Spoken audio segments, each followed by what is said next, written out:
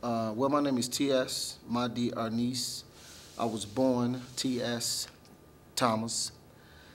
And I was born in Chicago, Illinois, 1964. I moved from Chicago to Milwaukee, Wisconsin in 1978.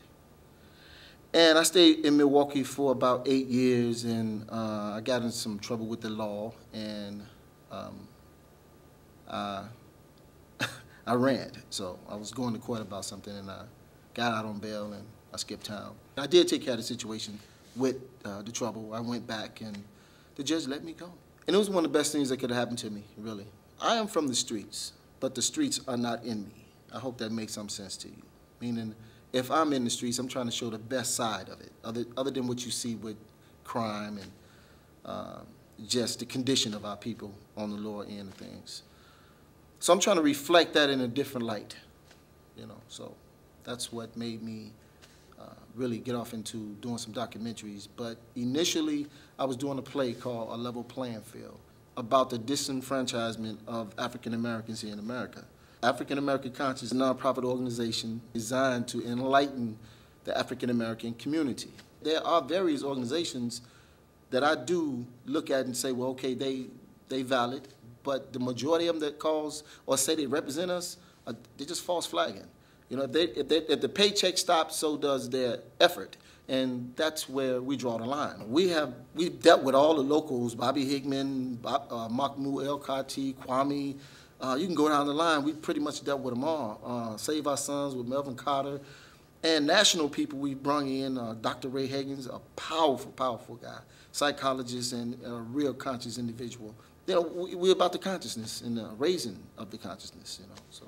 Eddie Marcus, he brought me down to SPNN, and I was really captivated. I was like, wow, there's something in this, you know.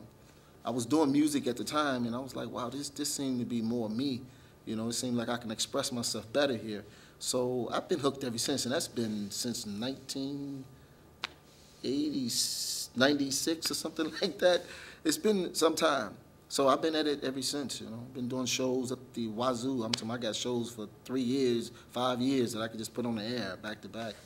But then I started getting into the people on the block. Okay, now we done had all these guests come on. Let's talk to the person now, the regular person. What's up, St. Paul? Yup, it's a good place to work a good job. If you go into statistics and you say, okay, well, out of 20 black kids that go to Dayton's Bluff Elementary, 7 of them are gonna make it. You know what I mean? 7. The other 13 ain't gonna make it. But the secret is they want it that way because they need them crimes in those neighborhoods. They need them children to grow up and do what they doing.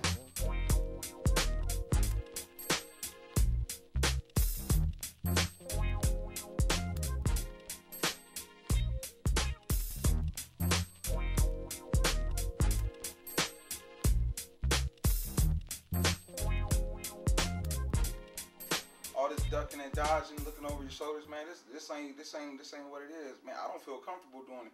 I got kids, I got a family I gotta raise, and I most definitely can't have them in the car with me. Can't have them with me. You know what I'm saying? And I know it's funk season, so man, because you really hurt one of my little ones. You know what I'm saying? Anything like that, it's not happening. But so to de-escalate everything, man, I'll be the bigger man. Bow down, man. You know what I'm saying? The whole mission for Volume 1 is to get the streets talking to the streets, because it's mainly beef between each other or the lack of respect due to whatever the reason. So I wanted to expose that by saying, hey, look, brother, if you had an opportunity to make peace with this brother you got a problem with, and this is your opportunity now, what would you say to him? And you was on the camera. And I was astounded to hear most of them told their enemies, you know, hey, look, maybe it was my fault. You know, maybe I was wrong. And that was the whole mission of Volume 1. And it amazes me to hear people call me and say, hey, look, man, I seen that interview, or I seen that person. I didn't even like him. I was gunning for that guy. But, hey, he said some things, or she said some things that made me think different. And that was the whole purpose. And I think it was successful.